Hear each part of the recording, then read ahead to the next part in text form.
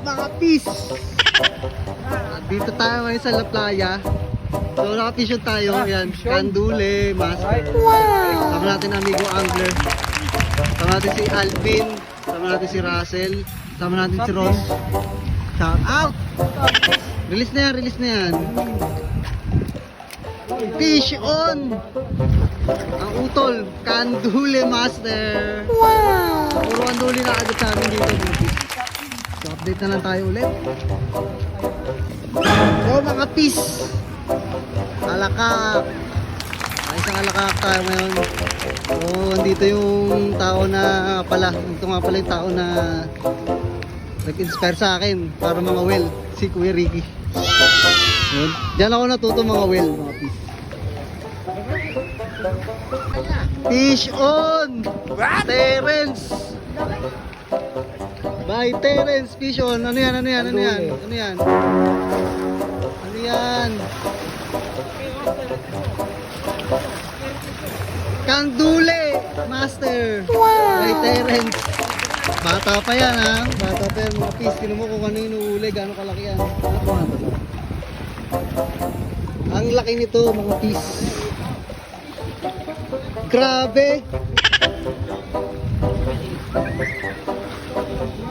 Baba mo, baba mo. Ang laki nito oh. Alas kasi laki ng sapatos ko. Fish on! Kanduli Master. Wow! Tayo. Fish, ang laki niyan. Laki niyang fish.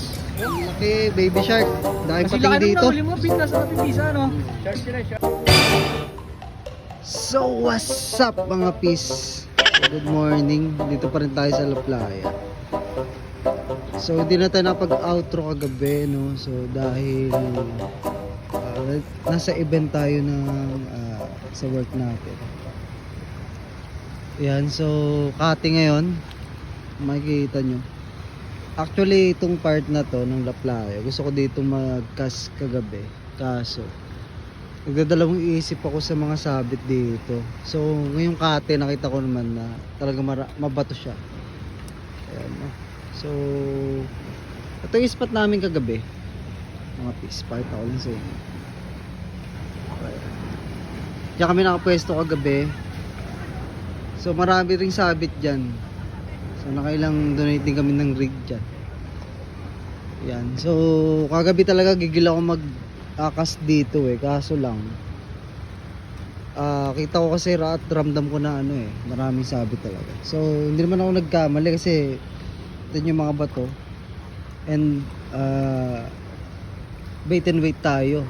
Pagka nagkakas tayo, hindi naman tayo nagluluro. Yan. So kung sa spot lang din masasabi ko dito sa La Playa, good siya. Kung gusto nyo lang mag-spot. So kung species ng isda yung hinahanap nyo, so kandule ang pinaka talaga nahuli namin. So malawak naman siya, kaya lang may kubo rin dito. Kaya lang kasi by time na nagtanong kami, bawal talaga mag-fishing. So nagpumilit lang din kami, which is mali naman yun. So na-consider lang siguro dahil gabi. Ayan. So sa mga gusto ng spot, pwede dito. Hindi ko alam kung anong season yung mga ibang isda na pwedeng mahuli natin dito. Ayan. So dapat doon kami sa Buena Flor eh, sa katabi lang nito. So doon kasi maraming lapu-lapu doon. And also masabit din talaga kapag lapu-lapu yung hinahunt mo kasi nga lapu-lapu na sa mga bato-bato yan. Most of the time sa bato talaga yan, doon talaga sila.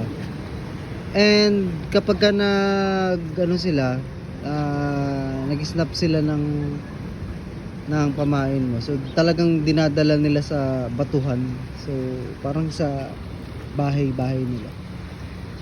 Yan, so yan, pauwi na rin tayo maya-maya.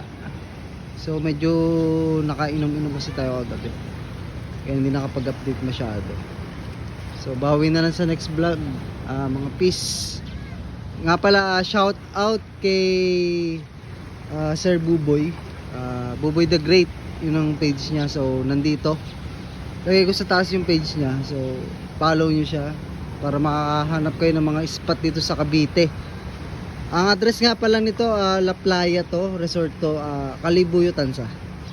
So, visible naman siya sa Google Map. Saka yung Buena Flor na sinasabi ko. Magkatabi lang to. Magkatabi. So, yan, mga fish. Fish on! So, ayan mga fish. In addition lang. Ito yung, may dito kasi sa papuntang La Playa at Buena Flor. Ayan, so may tulay dito, mga fish. Kung titignan nyo yung tulay, so parang ano siya eh. Ano tawag doon, ano, Ron? Yung sa lubong ng ano? Ilog. Ilog at dagat. Yan. Meron dito mga fish yan. Pakita ko sa inyo. So kung makikita nyo yung part na to, in addition lang to para pwede naman kayo mag-spot dito eh. Nandyan ako kanina yung part na yan. Yung unang pinakita ko sa inyo. Yan. So dito sa part na to sa kabila, mangroves yan. Bakawan yan sa Tagalog. O dito sa Cavite, bakawan kasi tawag dyan eh. Yan. Yan. So yan, bakawan yan. Ayan, may tahungan pa nga sa gitna. Siguro, pwede ka rin mag-spot dito, no? Ang gagamitin natin dito siguro, kahit siguro bait and weight, pwede rin dito. Sa mga possible na mahuli, tilapia. Yan. So, siguro may lapo-lapo rin dito kasi mangrove to eh. Mangrove snapper, meron din dito siguro. Hindi pa namin na-try din dito kasi ito kati to mga pisa. Ayan, tungtong tayo. Kati yan. So pag tumataas yung tubig dito, talagang hindi mo makikita yung mga gilid-gilid na yan. Kasi kagabi talaga namin kita yan. At may agos. Ayan. So in addition lang to, if ever na dito sa La Playa, kasi siyempre sa recommendation natin, hindi naman lagi 100%. So may mga negative na ano tayo dyan. And so ito pwede itong spot na to. Pwede ka mag bait and weight dito. So wala namang mga harang dyan eh. Wala mga kable na pwedeng ano. Ito kable dyan. Pero kaya pa rin mag-cast sa kabila na to. Pero itong side na to namin na tinatapakan, walang kable dito. Ayan. So pag low tide, ito low tide to para lang makita nyo rin kung ano yung mga nandyan. So siguro ano mga alimango meron din dito. Kung gusto nyo magbintol. Yan, so may babaan dito dito sa may tindahan. Ito, turo ko sa inyo Kaso hindi ko lang alam kung private property to. Kung magpaalam na lang kayo kasi di rin namin itong part na to. Ay hindi, pader pala talaga to. Ayaw, di ma! Ayan, so ang daanan pala dito.